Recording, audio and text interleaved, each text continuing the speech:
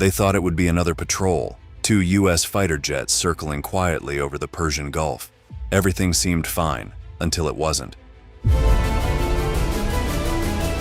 They got surrounded by targets that barely showed up on radar, refusing to lock. What was supposed to be a simple routine turned into a heavy ambush.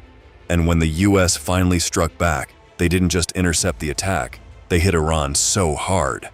Moments before chaos began at 7:46 local time, high above the Persian Gulf, 2 American F/A-18 Hornet fighter jets maintained a steady formation in the sky.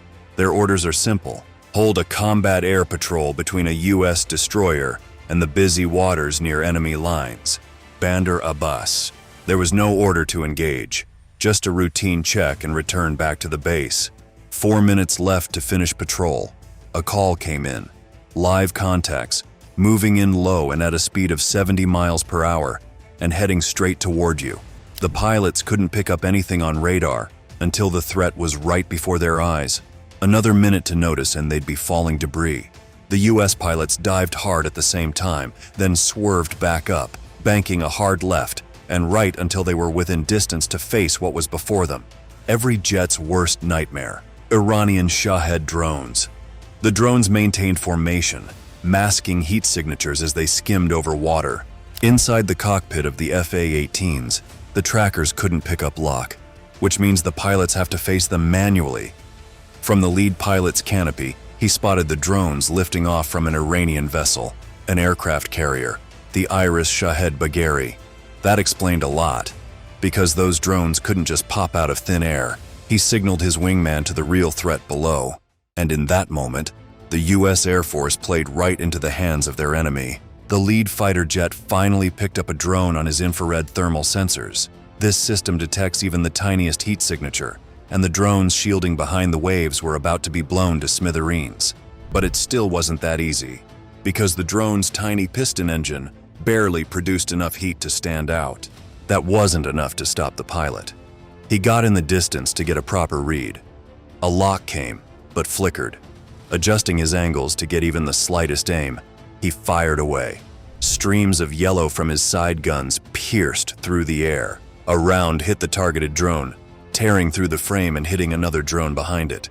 His wingman followed the lead, doing a barrel roll and shooting mounted cannons at a few drones. The drones were now less than half a dozen in the air. The fighters were now gaining control of the field, keeping their eyes on the real problem below. But what they didn't know was that the cheap drones were distractions. More drones have been fired, aimed at the destroyer they were ordered to protect. To get to the ship was going to take more than a few stunts. Meanwhile, the clock was ticking. 12 drones were about 8 minutes from the U.S. destroyer, and one was enough to deal damage that could take out radar systems, weapons, or something worse.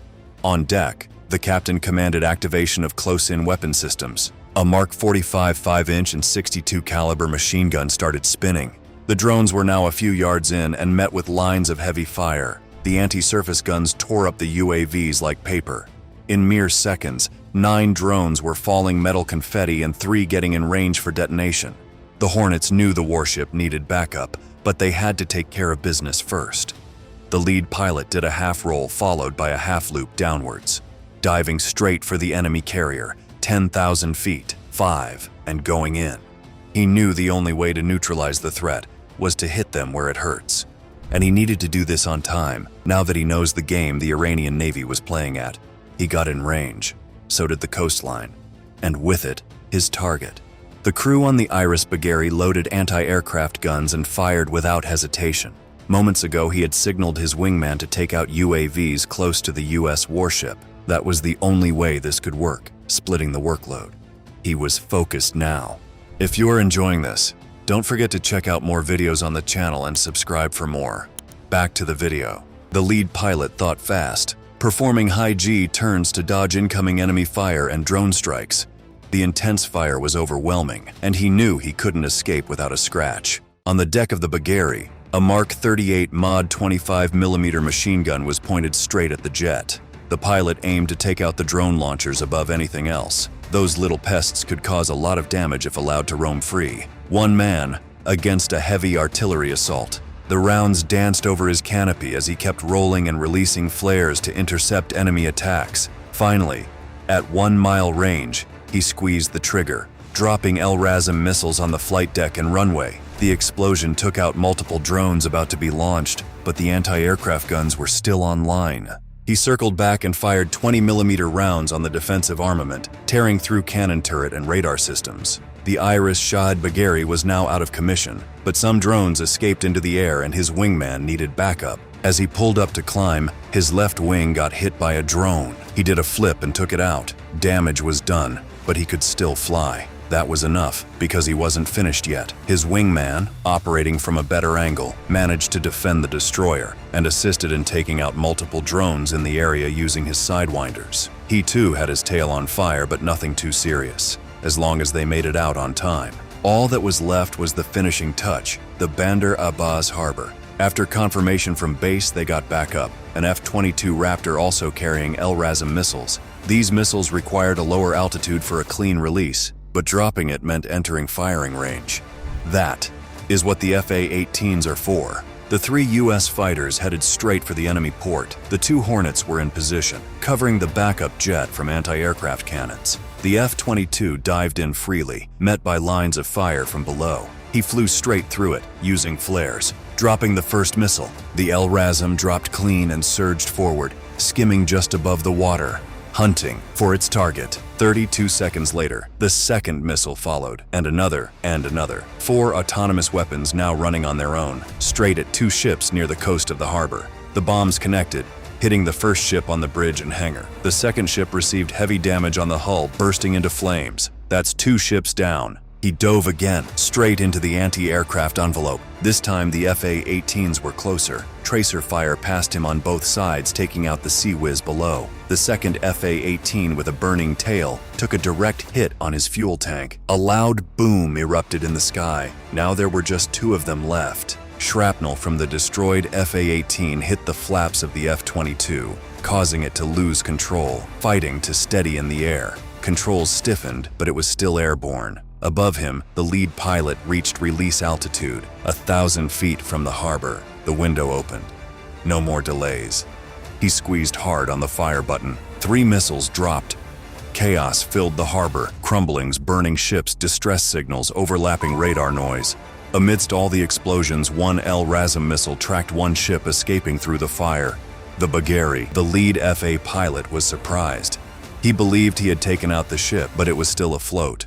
No runway to launch drones, and definitely no air defense systems to fight back. It was now a harmless ship trying to escape, but the US wasn't having it. The Iranian military started this, and they will see it finished.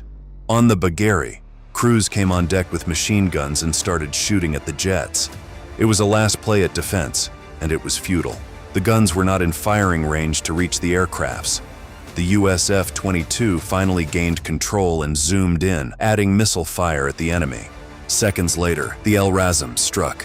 The first impact tore through the deck, igniting fuel and munitions. The ship listed immediately. The second and third hit the engine room and waterline. And that was it. The Bagheri was blown to smithereens. Above the harbor, the last 2 drones fell from the sky.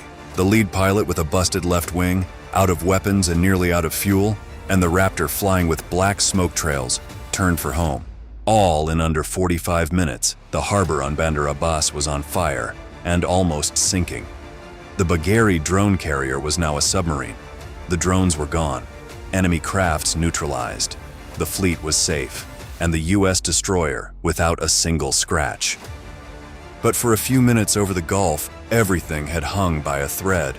Decisions, seconds, and chances stacked on top of each other, each one opening the door to the next.